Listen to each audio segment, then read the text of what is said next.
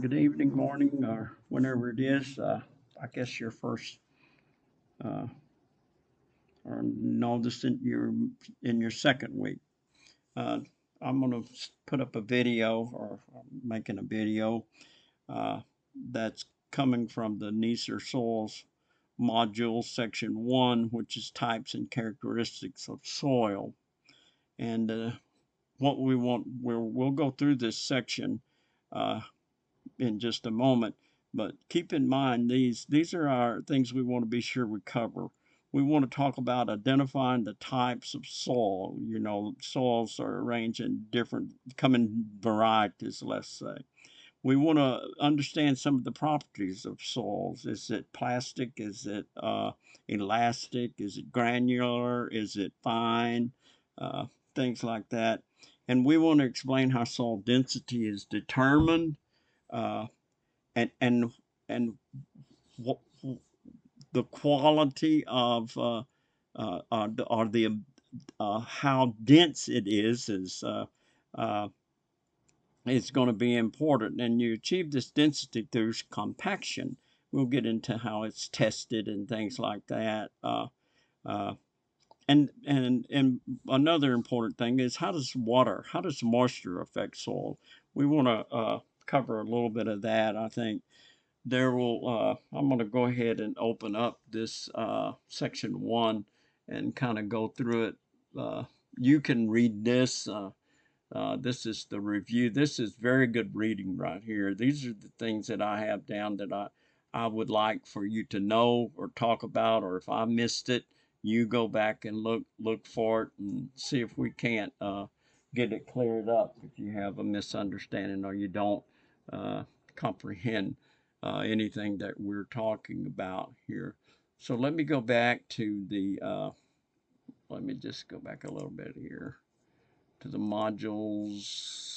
So I want to find this character right here because this is going to be the section.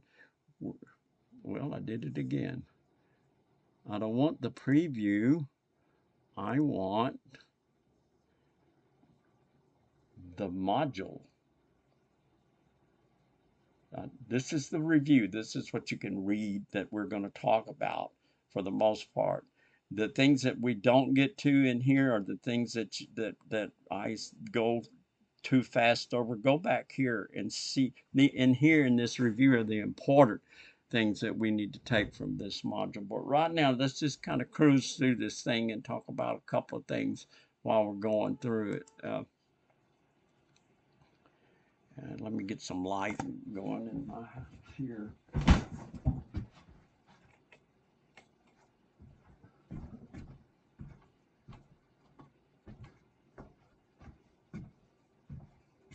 Well, that's a little bit better for me.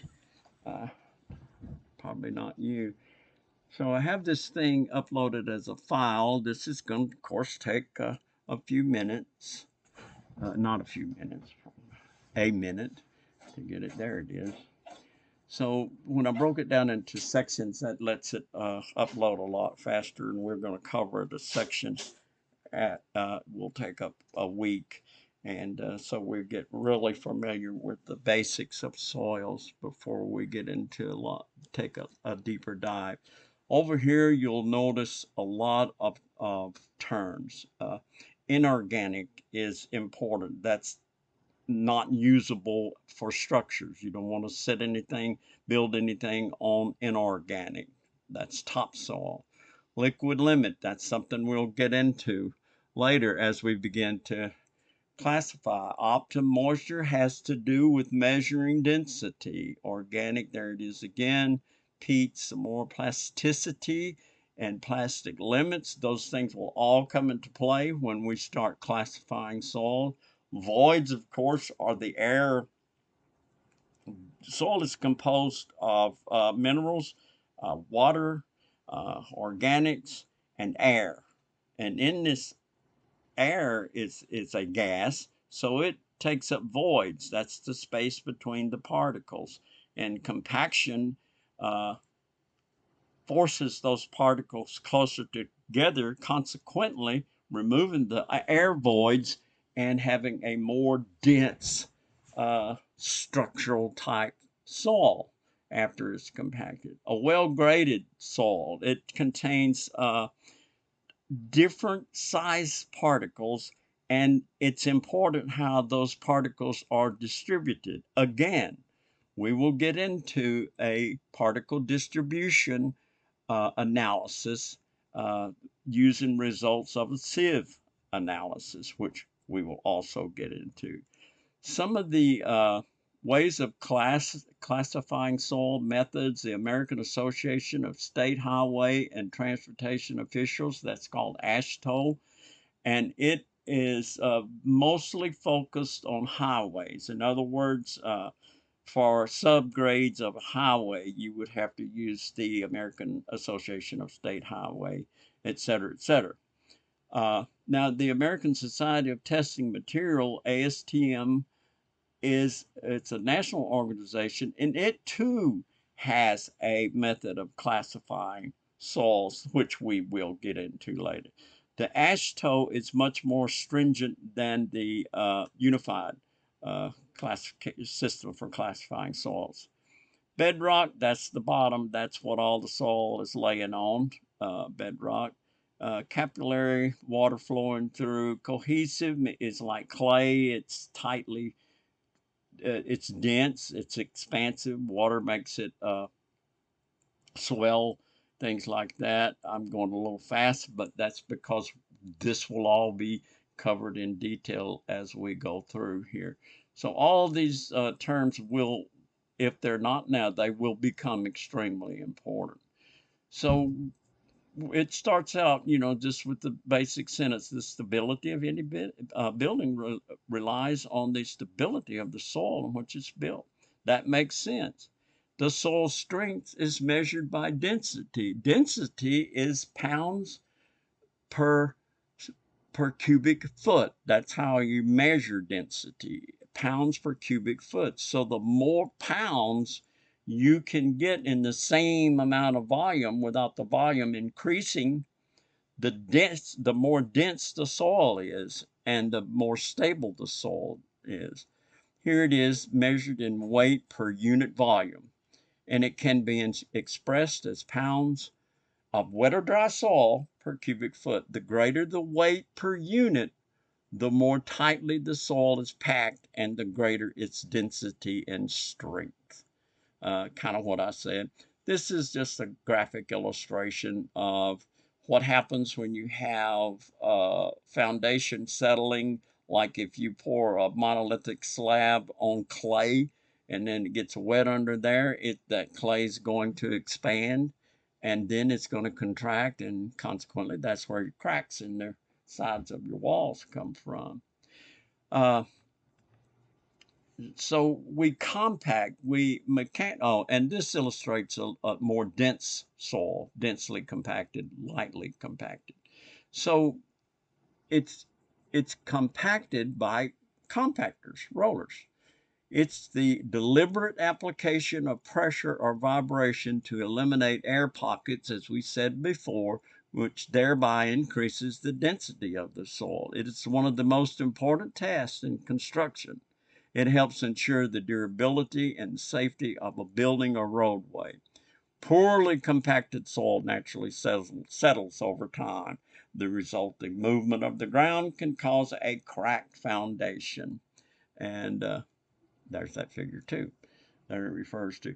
I don't know how many of you ever went into a Walmart parking lot, and if you drive around the parking lot, you'll find some places that have cracked and sunk.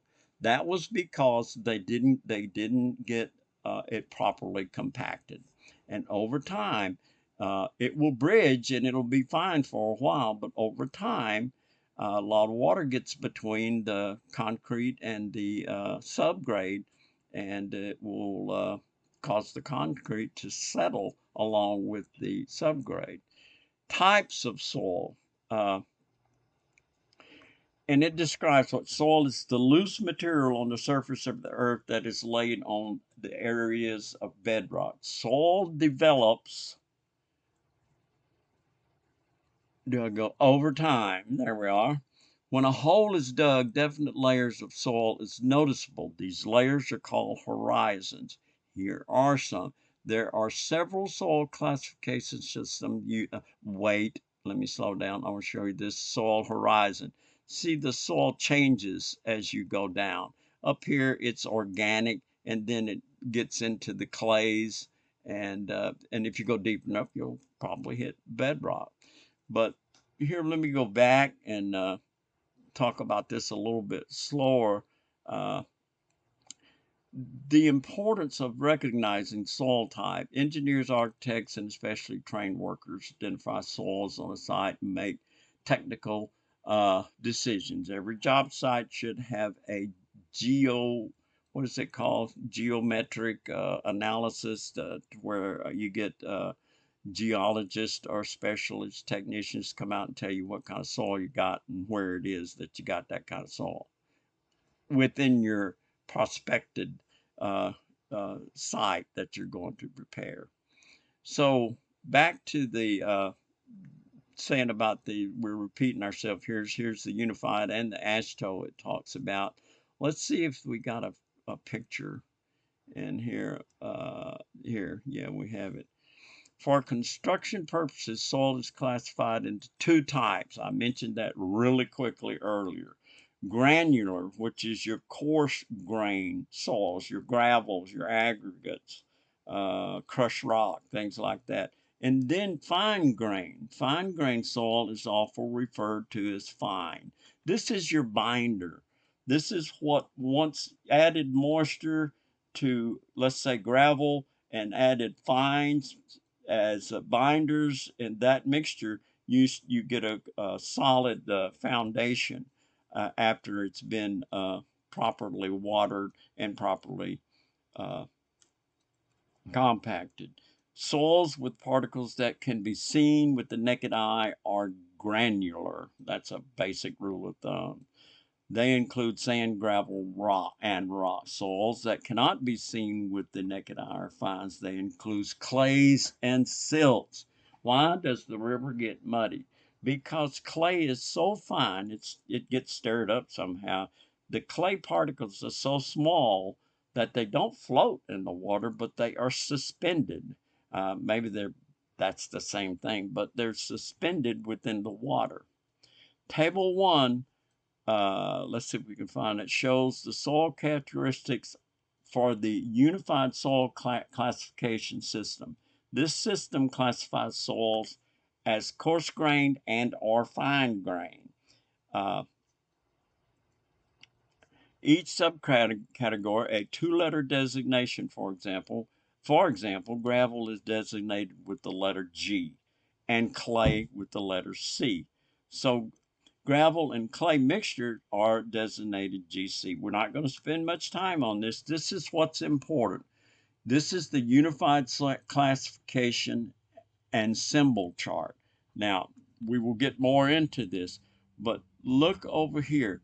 Coarse grain soils, that's parentheses, more than 50% of the material is larger than the number 200 sieve size.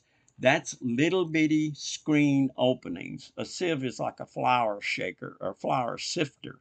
Maybe your grandmother did it making biscuits.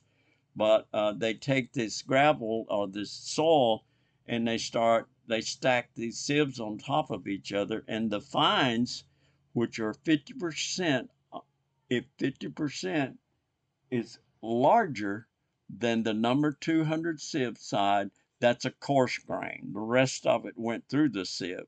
The number 200 is like 0.075 millimeters.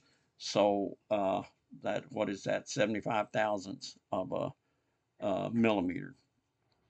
So gravel is more than 50% of the coarse material is larger than the number 4 sieve. So you get an idea here. I'm not going to spend time. We will go over this thoroughly before we're through. And then it talks about clean gravels. That's gravels without hardly any fines in it and so on. So moving on down, we get organic, we get clays, I don't remember all these symbols. This is peat, organic clays and inorganic silts right here, I believe. But at any rate, we will get more into this. Now, the one I'll focus on mostly is this AASHTO. Table 2 shows soil characteristics for the AASHTO soil classification system. And it says right here, the unified soil system and the AASHTO soil system define the main classes of soils as gravel, sand, remember this, uh, coarse and fine, sand, coarse and fine, is made of mineral grains measured and so forth and so on. Those are, it's not that they're not important, it's just that we're going to get those and get back into that. Now, once you have gone through the sieve analysis, like you have this, you stack all these sieves on top of each other. We'll come across a picture of that here pretty quick, maybe, hopefully, no, not there. There they are. Sieves. See how fine this is? And this is coarser space. So things that don't go through here but went through these are classified by their weight and the percent that passes through each. And those are some basic arithmetic things that we will be doing. Let me get back up here to quickly look at this. This is an AASHTO chart, the soil classification system. Let me see if I can click us over to one that I've worked through before, and you'll see the difference. See this over here is the number 10 sieve, and it has 50% max can pass through that. The number 40 sieve, 30% max can pass through. Okay, if it's less than or greater, if it's equal to or less than 50, the number 10, you got to go to the next one. And if it's greater than or equal to 51 and you're at the number 40 sieve and your passing is right here, let me go ahead and show you that. So we're not taking too much for granted. I know I'm kind of going through this in a hurry, but we're going to slow down. I just want to get you on track here. Let me see if I can show you a couple of.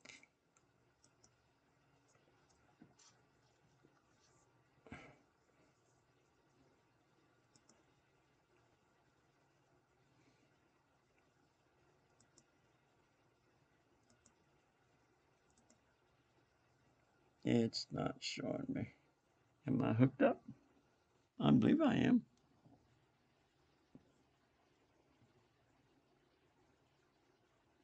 Sources, microphone left display, and Elmo.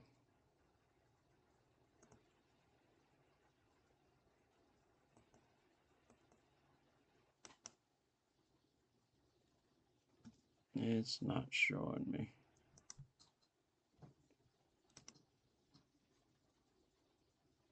Okay, we're looking at the left display. Hold on, bear with me a second. I can't show you the one I want to. Oh, there it is. Let's see if it'll come into focus. See, you're look at, I'm going to slide this under my little deal and can I bring it up? If you'll notice over here by the number 10 sieve, can we see that from here?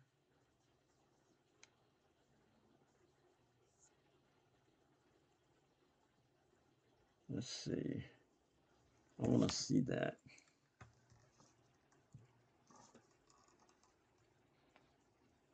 I want to see that right through here.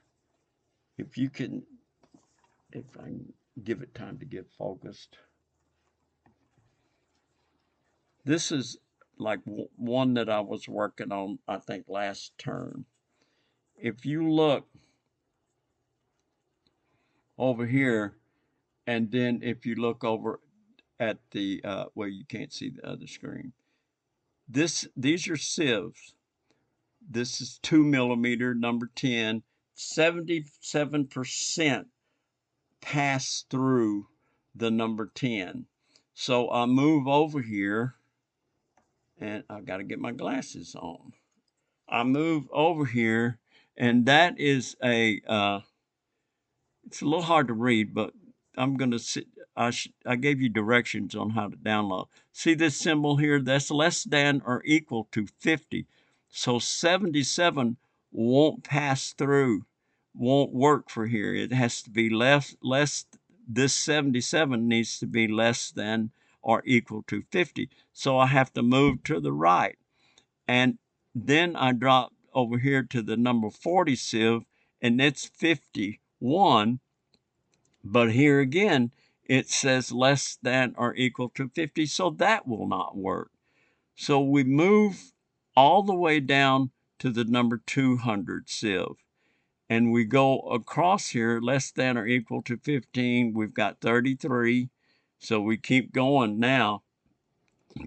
This direction, have to keep going, keep going. But when it gets to here, it's less than or equal to 35. So it's going to be classified either as an A25 or an A26. And there's lots of stuff you see down here on the bottom. And that's when we start grouping the soils. This, believe it or not, is, and don't go screaming, you promised there wouldn't be math. I did not promise that. When we get down to here, we're going to have to take, remember we talked about liquid limits? Well, to get the plasticity index, you take the liquid limit minus that.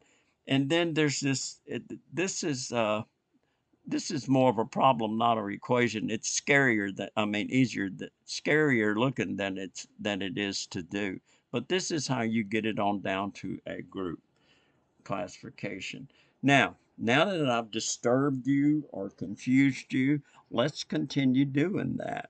So I'm going to see if I can click my way back to the left screen. And I did. And so see, there's a clean one. Nothing's been done. But as you can see, the difference that the work to be done over here versus the work. This is the work that has been done that you're looking at on your screen right now. How we use these percent passings that were given to us. I'm not going to get into that yet, but we use these numbers to classify the soil. Now we've got to get a plasticity index, and this tells us how to get it because it's 17. And it's going to move on down over here and tell us a story about where it's classified. A lot of these will be over here into the fine grains, which will require another type of classification, much easier than this too, I might add. So let's continue moving as we're going through this section 1, and I'm not going to slow down. I'm going to move right along. Let's see, this would be a real fine. I don't think that's clay, but it just tells you that clay is really, really small. Clay is the finest size, not really fine, that means little particle. Clay is very cohesive. That means when wet, clay soils feel like it's putty. It's like Play-Doh. Easily molded and made into long ribbons. That's a hand method of checking it, like right here. Make a ribbon out of it. See how long it gets and before it breaks. So on up here, we're talking about the different particle sizes. There's so many factors that determine compaction. Here's liquid limit again that we talked about briefly, used in the classification. All this stuff we will bring together in what's really a pretty neat little course. It's just a little bit difficult sometimes to understand some of the things, and we have to go over it a couple of times, but it'll start taking shape, if you'll let me use a word from the book.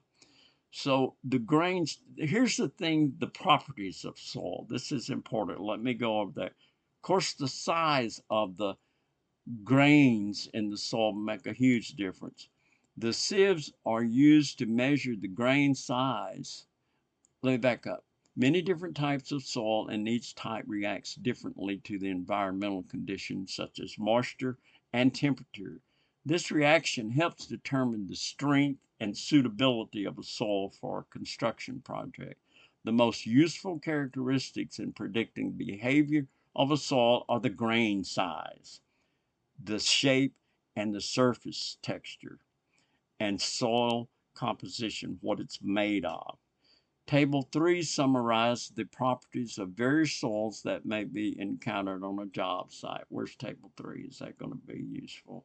Yeah, right here. This comes from Unified, and you can see sand. It has a description in your immensely spare time.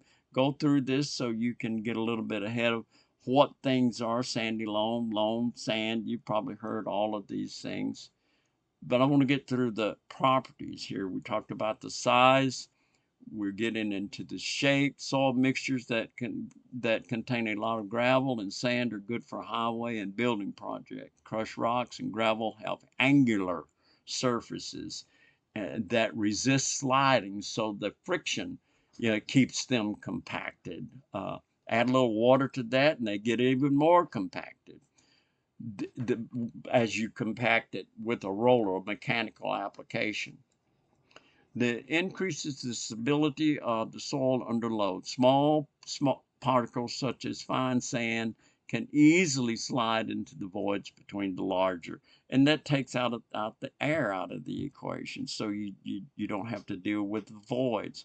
Building specification often call for soil mixture that contains certain percentages of crushed rock particles or gravel and fine sands. This mixture of angular particles with rough edges is desirable because it can be compacted to a high density. Surface texture, if they're rough, they're going to hold it together. Down here it says gravels and sand that have rough angular surfaces have a high amount of surface friction and a grainy appearance. They're strong and resist deforming under load. In other words, deforming is making ruts, if you will, so they resist that. They're harder, tougher. I'm going to go past this and see. Here's the sieves again, and this probably is a number 200. This is probably a number 10. It's like gauges of metal. The bigger the number, the smaller. This is a 210. Things like that. So here are some engineering properties. Permeability. What does that mean? Right?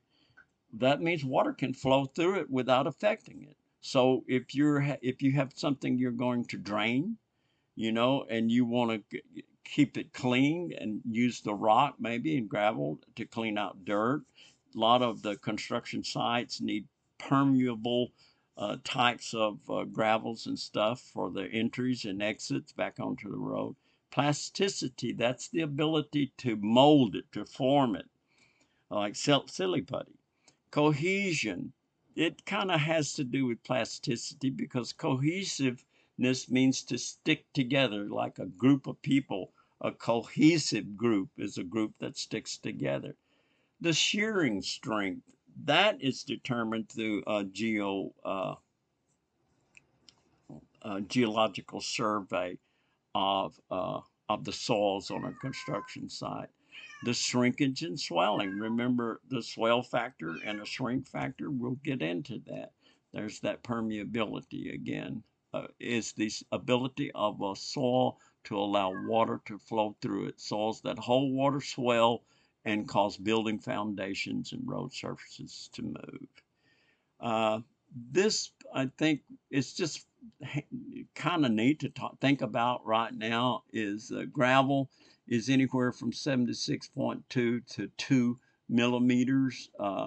We'll get into this a little bit more. See, here's like what is passing through and what is retained in these. All these things will mean something and will be used in to classify the soil that you are testing. This is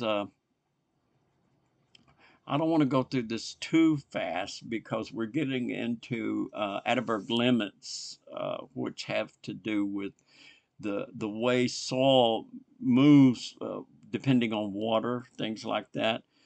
From a semi-solid, non-plastic toothpaste, maybe, to a plastic, to a liquid, mud, you know, maybe gets muddy and then it gets like a milkshake here. So we're moving from a semi-solid non-plastic, in other words, it's not moldable, to a plastic soil, which is moldable to a liquid such as, and I don't think I can think of as a milkshake. You know, it's viscous. These are the limits at where it does that, how much water is added to get it to move. And we take those percentages of water added between the liquid limit and the plastic limit, and that tells us things about the soil that we need to do and we can apply to its shrinking or swelling. So soils swell due to the moisture changes. They also swell due to disturbing soil that's never been disturbed before. When you dig a hole, it's hard to get all the soil back into it. That's called the swell factor of the soil. Soil density, we've talked about that. Here's some coefficients of permeability for various soils. The permeability would be water flowing through the soil and a rate measured in feet per minute. So in sandy silt, you get 0.0012. This is the size of the daggum thing. That's what size it is. And its coefficient for this is 0.001 to 0.004. That's how many feet per minute. I said second a while ago, I think. But this is a little bit into the unified soil classification system, but we're going to go a little bit more into more specific kinds of classification. These are kind of fun things. This is a little like you push it into the soil and it measures what it resists. That's shear strength. We'll talk about a cone test. Soil density testing. How do we test for density? Well, there's a sand cone test. There's a nuclear density meter test that uses gamma rays. It's a penetrometer, sand cone right here. And this talks about the moisture, the effects of moisture. All of this is good stuff. We will be going back through it again as we move into the test. Here is a soil density tester that shoots gamma rays into and somehow it tells you the percent of moisture you have in there. And here is some little deals that talk about the maximum limits of, let's see what it says. Here's your percent of water. Here is your dry density, pounds per cubic foot, right here. So the water content at 15% gives you, these are just the number of the curve. At 15%, you get 100, this is your density, this is your optimum moisture right here. You get 100 and whatever that is, 12, 13 pounds per cubic, or maybe it's grams right here for cubic centimeter. So it's a measure of density. There's easier things to read than this one, but it's to get the optimum content of water to make this soil before it turns into mud. The more when you do a proctor test, you'll put the soil inside a cylinder and then you got this weighted hammer. You hit it so many times and then you add a little water, hit it so many times, and it keeps getting heavier and heavier, but it stays within the same volume. So that means it's getting more dense than it is getting bigger. Here's the review. Clays would have a tendency to run. Grain size, soil is measured using a sieve. Soil density is measured as the ratio of weight to volume. That's true. That would be the answer to that. Weight to volume, pounds per cubic foot in the case of density. Which of these soils has the lowest percentage of clay content? Marl, I don't know what that is. Loose is kind of a loam stuff, but silty clay, which of these soils have the lowest percentage of clay, would be this silt. It's called loose or less loose. I think it would be that one. Uh, okay, so that gets us through section one, and I know it was a hurry. I felt like I just wanted to touch base with you on this and to scramble through this thing and get you a little bit stirred up over what's that, what's this, maybe arouse your curiosity. But it'll all start smoothing and leveling out as we go along. But for now, that's going to be this video, and there will be more coming. So that's it for now.